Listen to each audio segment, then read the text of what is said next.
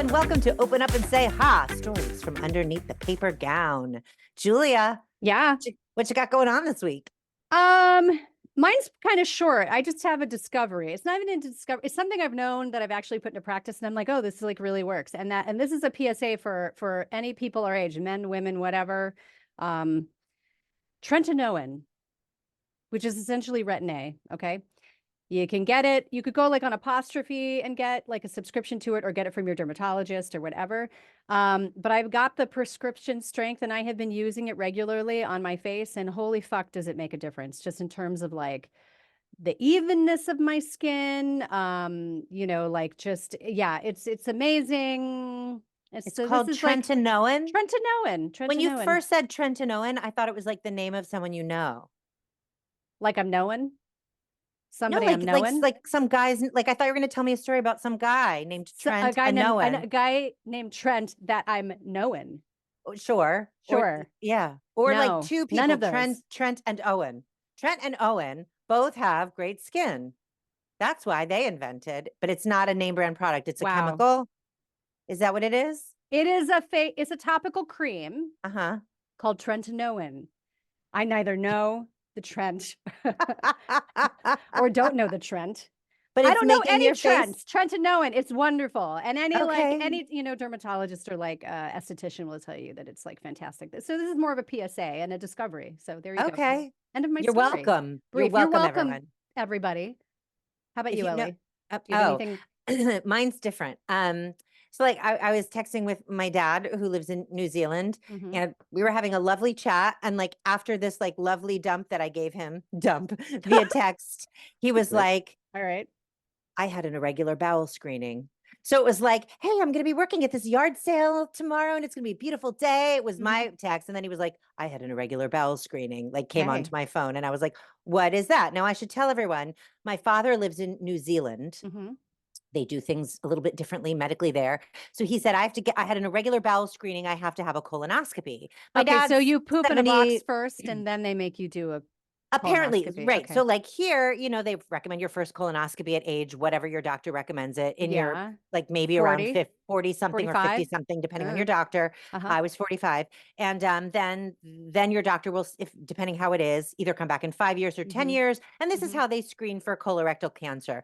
So I guess in New Zealand, part of your regular annual physical is you poop and collect some stool samples and they like analyze that first. And then if that's weird, then they recommend a colonoscopy. And, I was like, are you worried? And then I quickly Googled, and apparently if there's any presence of any kind of blood in your stool, which could simply could be from swallowing blood, could be from, could be from an ulcer or something else could also just be from like a tear in your anus. It doesn't mean you have cancer. Yes, totally, exactly. Yes, correct. But I just thought, you gave a helpful tip about Trent and Owen, and Trent and Owen, who live in New Zealand, have to poop in a cup before they get told if they need to have a colonoscopy.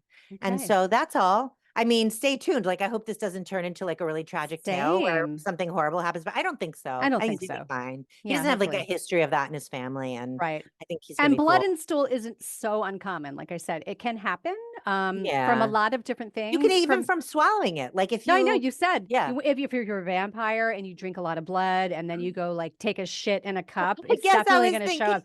I know what you're thinking is like, oh, you split your lip or like you bite your cheek or like my dad has like a lot of sinus issues and he's constantly sinus issues. I relate. Right? So like scraping up his throat, maybe swallowing some blood. I don't know. We know so much about your dad now. My dad's a vampire with irregular bowels is what the conclusion of this tale. I think we should move out of this conversation as quickly as possible. I think we should make a new podcast about a vampire dad with irregular bowels. Our guest today is Dion Flynn. Flynn. Well, we'll tell you more about him when we have him on, but he has recently become a regular staff writer on Jimmy Fallon, and that is freaking huge. Yeah. And I can't wait for you to hear from him because he's a really fun guy. Yeah, fun. Well, I'm not going to riff on that. Let's just move on. Okay, let's do it. He's a mushroom. Oh, Ellie. Sorry. Currently a staff writer on The Tonight Show, Dion Flynn is a teacher, speaker, improviser, comedian, and U.S. Army veteran. Best known for his comedic portrayals on late-night TV, a 2023 New America Fellowship recipient and MFA graduate from NYU, he's cited by Oprah Magazine as one of our favorite creative thinkers. Hosting and storytelling at the Moth, he masterfully connects people through fun, innovative methods in his improvisers mindset workshops, impacting business professionals, writers, students, and more. Dion, we're so excited you're here. Yay! Yay! I'm so happy to be here. I'm very, very excited about a podcast that explores illness and past experiences with illness. Because it's like, honestly, because it's like, who does that? No one does that. Thank We're you doing for it. We're calling doing us this now. original. Yeah, we're so special. I just think that, Julia and I are in midlife, Dion. I believe you are as well, if that's all right for me to say. No, I'm just a spring flower. Totally. And I don't know, don't you find that many, if not most of your conversations when you're catching up with friends, it turns to like your ailments, your medical thing? Yeah. Yeah. It's in my mind more than it ever was before. That I can definitely tell you. I probably tend to like use positive affirmation thinking and try not to dwell on it personally. Sure. But it's in my mind. Like my hip is doing weird things that it never did before, and it's not bouncing back as quickly. Exactly. It's the bounce back. Like I even got a cut, like shaving the other day, and was like, oh, I'll just put the antibiotic ointment on it. And it's been a month and there's still a red dot on my leg. Yeah. Like, why doesn't my leg regenerate skin the way that it once did? Where is my skin regeneration, Dion? Where is it? Your body has stopped healing. The body was like, they're of a certain age. Let's stop bringing in the new stuff. That's right. That's right. Yeah. Yes, exactly. I don't like it. No, not a fan. But not a fan. As we have also said, aging is better than the alternative. Which is dying. Correct. Or aging backwards, because I don't want to be a baby. That's funny. The Benjamin Button. The so Benjamin weird. Button. Yeah. You got that so one. Weird. Dion, before we get into the story, can you please tell us something? I want to know, what kind of patient are you when it comes to real life medical situations? Are you a good patient, a bad patient, a curious patient? I remember back, maybe I'm the way that I always was when I was young. And the reason I say maybe that's true is because I do remember this. When my mom would eventually take me to the doctors, like she was trying to save money. We didn't want to spend money. You had to really be sick to go to the doctors when I was growing up. And she would threaten me in the car. She would say, and when we get there, don't tell him nothing's wrong, because I would go there, there and then I'd be like, oh, well, it wasn't really that bad. And so she would coach me into really making sure that we got our money's worth. Nice. There better be something wrong with you. There better be something. Doctor. And don't clam up, don't clam up now. And I could see where that would be frustrating. You bring a kid into the doctor and he's like, nothing. So I guess my thing used to be when I was 7, 8, 9 was maybe I would not want to trouble the doctor. I don't want to make a big deal of it. And I that's probably actually still true of me. Yeah, I'm not the guy who will go for every little thing. Like I did go to the doctors for a kidney stone 2 years ago, and I just had to go. I literally couldn't do the Zoom meeting that I needed to do. I just got off of it or so. Anyway, I couldn't walk. I was all bent over, and we walked. We lived in Brooklyn at the time, and we walked down to I had to go. There was if there's a choice between me going and not going, I won't go. Like if it's up to me, I'll be like, I'm not going. Understood. Yeah. Yeah. Well, I mean, there's a couple times in the past where like I needed to go to the hospital and I would not have gone if it weren't for the person that was with me. Yeah. You know what I mean? And it was good that I went, and thank God they were there to make me go. But otherwise, like, I am like, I'll just sit here and maybe die. It's fine. Yeah, exactly. No, I don't know what that is. I don't want to think of myself as like a martyr. I feel like it's the opposite of martyrdom. I just don't want to be hypochondriacal. Yeah. Because it's a lot of trouble. It's a lot of trouble. I don't want to trouble anybody. Yeah. I don't want to be. I've heard that word pronounced like that. Me neither. I've heard hypochondriac, but that's like a $5 word. Well, here's my understanding. We'd have to Google this together. That a hypochondriac is the noun and hypochondriacal is the adjective form. Is that right? Let's get on that. Let's not say it's wrong. I don't want to, that's not what I want to say here. Hypochondriacal. Look at you. Is it real? Affected by hypochondria. Look at you. So I mean, I don't want to think of myself that way. You know, in fact, I think of it as somewhat, there's a band in my life when it comes to illness, there's an American flag undulating in the background and bum, bum, ba, ba, bum, bum, bum, ba, ba, ba, ba. And I'm going, no, I think I can get through it. I've been through a lot in this Maybe world. This is the Army thing. This is like the Army veteran thing. I think it is. It probably is. Yeah, because in sick call Suck in the it Army, up. Suck it up and drive on. Exactly. That's the phrase they used. You had to be, if you got a name for yourself for going to sick call, because if you said you were sick in the morning, you got out of all the difficult stuff. And I took advantage of that a time or two. But there were guys that took it way too far. There were guys that got out of the Army under those conditions. They just didn't want to do the thing and they got out of it. But look, I took advantage of that every once in a while, and you were not looked upon positively by the leadership if you were sick, if you weren't absolutely sick. I can't imagine you would be. Because they called it malingering. Oh, he's a malingerer. If you're a malingerer, then you're somebody who's sick on Uncle Sam's money time, and you're not really sick.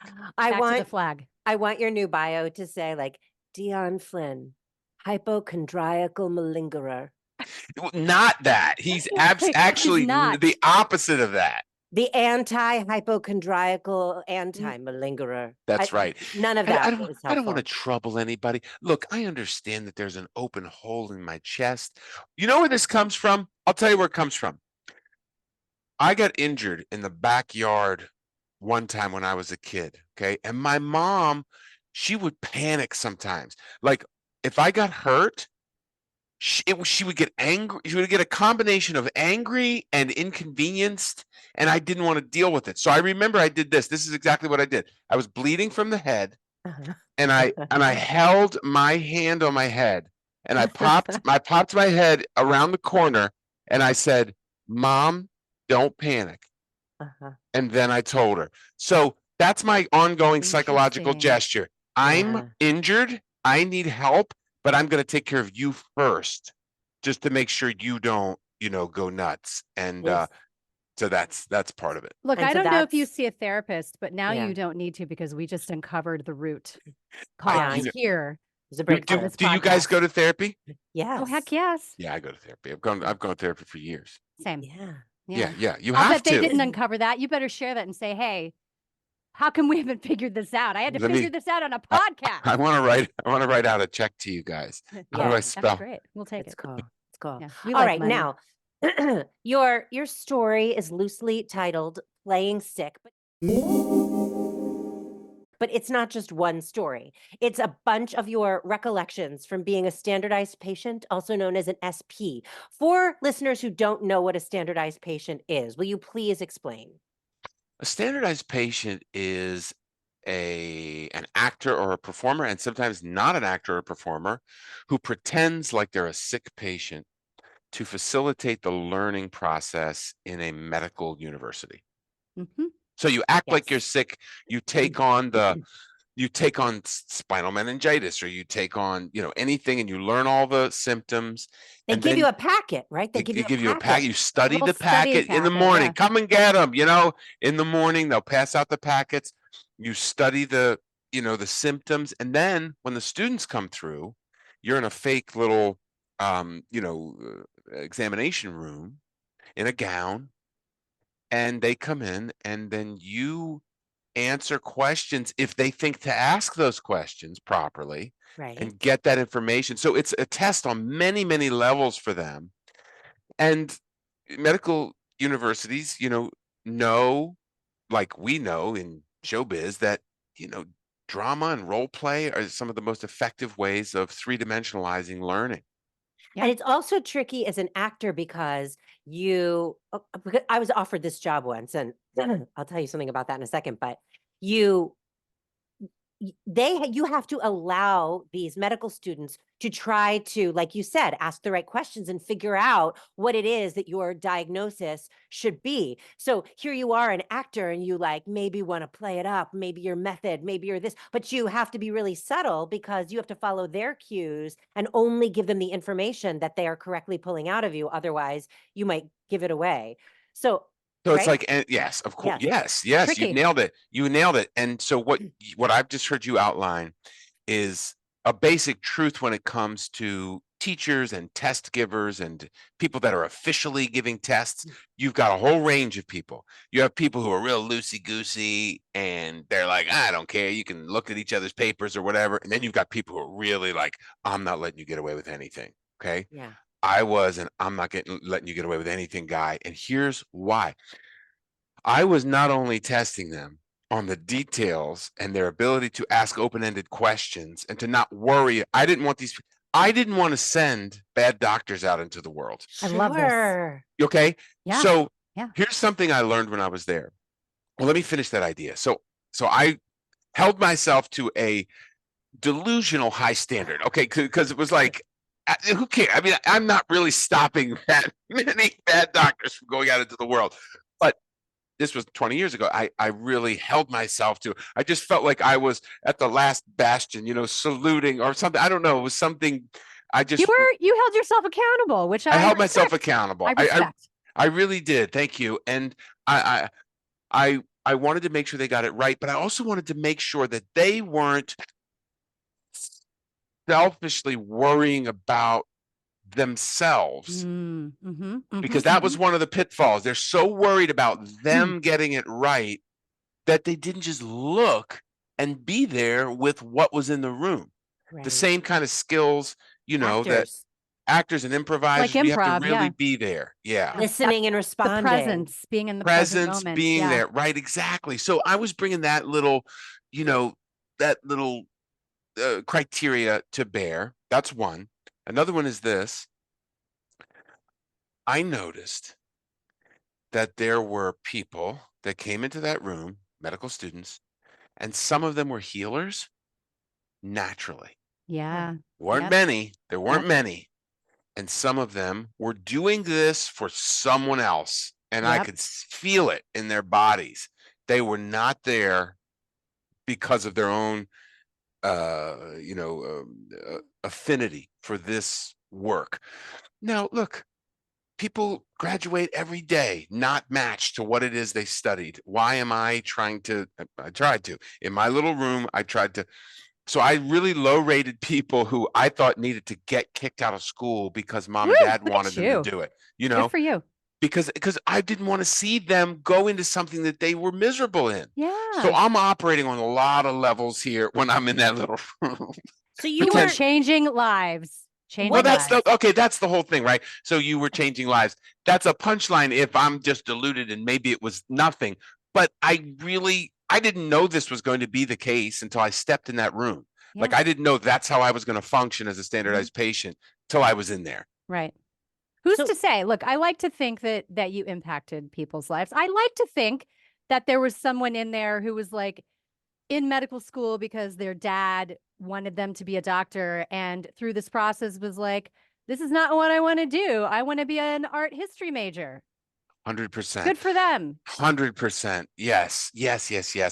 And let me add to that. Okay. Years before that, I was a driver. I would drive at a park and fly in New York somewhere. And I would take people from their car park to the airport. And I was just supposed to drive them, carry their bags, maybe get a tip. We were done. But instead, I was in the wrong job. I put Trivial Pursuit cards in my shirt. And while driving, I would try to conduct like a trivia contest because you had like 8 or 9, 10 people on the little van.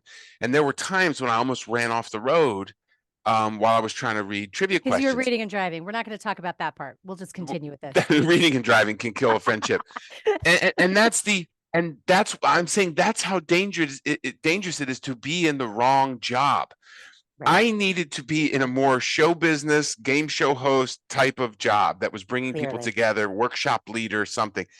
And it's not just nothing to be in the wrong job. You can kill people. You can kill people. 100%. So let's place this for a second, okay? How old are you when you're a standardized patient? Let's see. I'm probably in my early 30s. Okay. And where are you living? This was a standardized patient training program somewhere in the Northeast of America. Perfect. Got it. And do you remember any specific ailment that you were assigned with that you would like to share that experience? They gave me spinal meningitis. They gave me spinal meningitis. Wow. And one of the symptoms of spinal meningitis is, I guess they call it photosensitivity, or something like that. Sensitivity to light. Yeah, sensitivity to light. So I got inside of and Googled a little of what is that? What would that feel like? And so I just started to like pretend like the lights were really bothering me. You have time before your first patient comes. I mean, before your first student comes, you have time to sit around and sort of get this together for yourself. And so I really start pretending like I have this, and your spine is affected and your body is in pain, and you've got this fluid in your spine, and they give you a spinal tap. So I started working all that. My God, by 11, I had spinal meningitis. You I sure think. did. Yeah. It was weird, and all the things I know now about new age thinking and positivity and health and thinking the right thought to manifest things. I can't believe I was doing that. I can't believe I spent that much time pretending deeply that I had an illness. I think it's one of the worst things you can do to yourself. Now I think. I had some friends who, when I lived in Philadelphia for a time, we had I worked in experimental dance theater, so we made a lot of money. And no, the way that most of the actors that I worked with, they made money by being a standardized patient. That was like how everybody made their money. And I just used to hear stories about everyone just sitting around in the break room, like in their paper gowns. Like you'd go in and you'd like sit in your paper gown in a robe all day. And then they would call you and like have you come in. So there was this whole like culture, like in like the acting community, like around the standardized patient thing. But I think it's such a useful tool. Extremely useful. Also, it extremely helps people useful. get paid. And it helps people. It helps the community. It's good for children. It's good for the children. It's good for the economy. But wait, I didn't realize that standardized patients fraternized with one another during the, I got assigned this. So just making it about me for 1 second, Julia and I were theater majors at college together. And one of our professors, Tony Major, who has since passed, approached me and was like, I have a job for you. I think you'd be amazing. And he got me a gig as a standardized patient. And Dion, I'm usually so type A, so on top of my shit, so organized. I don't know what happened, but for some reason, I totally flaked on the day I was supposed to go meet these people, do this, whatever. And Tony called me later that day and like tore me a new one and was like, how could you make me look so, this is unprofessional. You did not show up. You did not take this seriously, whatever. So I've always, well, first of all, it's very clearly very upsetting, but I've always had a curiosity about this because the way I understood it was, they gave me the packet and I sort of studied up. I don't know why I forgot to show up, but I thought that I would just go in by myself and like do this one time, that day. But here you're telling me, you had to, play this out over and over again with lots of different students. So you not only encountered lots of different medical students, but you're also sitting with other standardized patients who are doing the same job. So what's that like? Does anyone stick out to you? Like either another standardized patient? Were they all actors or were they just like random, Yeah. There was a guy. Okay. So some memorable figures. Absolutely. There was a guy. Let me call him. I'll call him Gordy. How's that? That's great. Okay. I'll call him Gordy. That wasn't his name, but I'll call him Gordy. Gordy was a dude in his 60s, big mane of grayish, gray and black hair, big beard, big dude. Dude, you just get a sense this dude leaves his robe hanging open in the back. And right. And and he picked me up one day. He gave me a ride, and it was like one of my first days. Can't remember how it all came about, but anyway, he picked me up, and there were like, he pulled up, and there were like tennis ball canisters in his car, just rattling around, and he said, he just looked at me in his little sports car, and he goes, listen, kid, the real money's in the prostate. And he drove off, and I was like, wait, what? What are you saying? And then he unfolded, the hidden aspects of this. Pretty much every day after the other standardized patients leave at 3:00, I stick around and I do a little bit of extra work. Not everybody wants to do this. Not everybody's cut out for this, but I do the prostate exam. And wow. 20 kids stick a finger in my ass, and oh my God. And I say, and I was like, I'm not sure. I was like, I'm not really, I don't think that'll be for me. And I was like, is that pain? There is overtime, a lot. That's what he was bragging about. That's why he said the real money's in the prostate. That's how he affords all those tennis balls. All the tennis balls in the sports car. And he goes, and he's like, I said, what did I say to him? I said, is that difficult? Like, is that painful? He's like, I've made easier money. You know what I want to call that? I want to call that prostate-tution. Do you hear that? That's really good. Of course I do. That's brilliant. That's brilliant. Right. It's not laugh out loud funny, but it's a good one. You're getting paid to have fingers stuck up your ass. That's, there's a fine line. There's a fine line. Like, why is that legal? But if you just did it on the street, you get and got off on it. Did it on the street. Come back here behind the 7-Eleven, somebody's car. I keep saying kid, and but by kid I mean a college students are sticking their fingers in his ass for medical purposes. But you see, this is another thing that didn't occur to me. Like, I'm imagining, I'm given the packet, and you're answering the questions, and maybe they're like touching you a little bit, but I guess I never really let my mind go to the place where there would be intimate touching in the way that a doctor's exam is. Like, you just give over. Did like, you didn't have a finger put up your butt? Was there any palpation, ball jiggling? Was there any, There was definitely, there's definitely, palpating. There was a lot of palpating going on, which is like that, that thing where doctors go and they'll hit their fingers in it's a very ASMR satisfying kind of thing, I like the sound. Yeah. I like the sound. On the bone. It feels good. All over. Like ETF. And that's the other one. Yeah, right. Emotional freedom EFT. technique. Yeah. EFT, emotional freedom technique. Yeah. I tap every morning. Me and too. I like that. Collarbone, my favorite place. Top of head, spot? eyebrow, top of eye, underneath here. But while you're saying your affirmations about how you don't have spinal meningitis, I never contract. I don't have COVID, Ellie. I don't have COVID. I don't have COVID.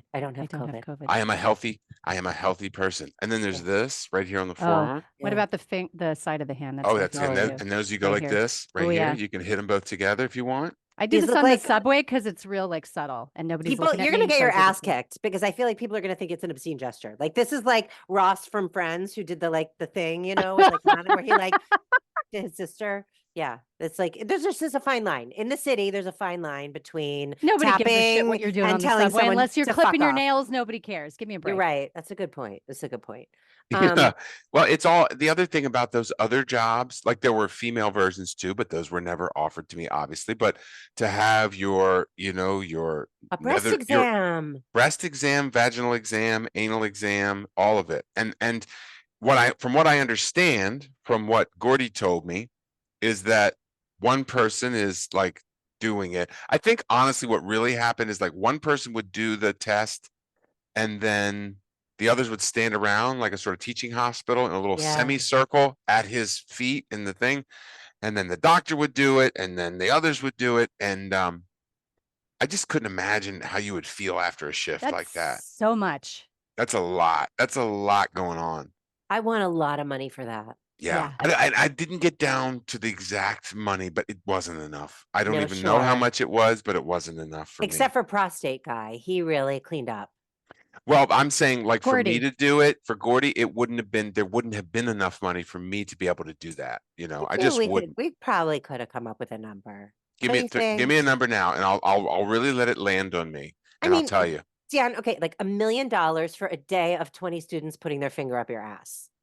Yes. Come on. Obviously, yes. Of course you would. There's always a number. That's what I've learned. $500 for the hour? No. Not. But I liked better the notion that I had 30 seconds ago when I was presenting myself as a person who would just wouldn't sully the finger, wouldn't sully my wouldn't sully the fingers of others.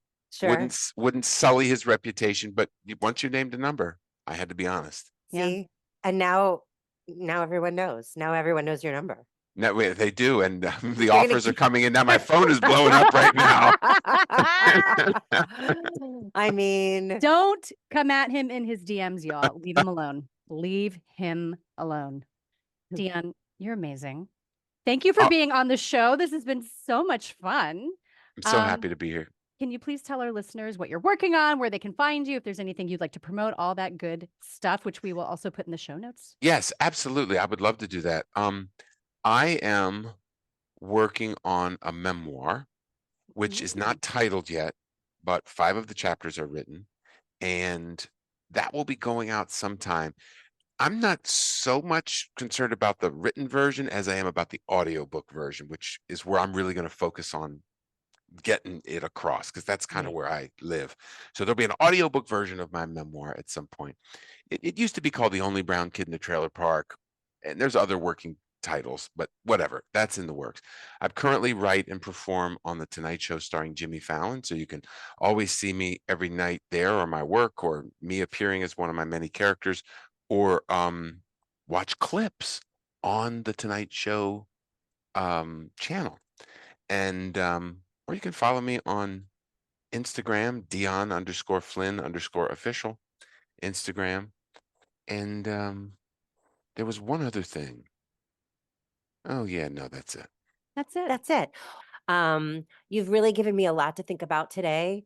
And I'm going to go talk to my husband and see what his price would be for 20 or more prostate exams by medical students. And Julie, I encourage you to do the same. We can compare notes, see what number, like I prompted Dion with $1 million, but I want our menfolk to come up with their own number and see what that is. I want to know how low. First thing I'm going to do when my husband gets home tonight, how low will you go? How low will you go? And by the way, men out there of a certain age, go and get a prostate exam. Oh, yeah. Great PSA. Really, truly. It's time. Bringing it right back down to earth. Yeah, it's important. Get your prostate checked. Thank you. It was so good to see your face today. Thanks for having me, you two. It's been fun.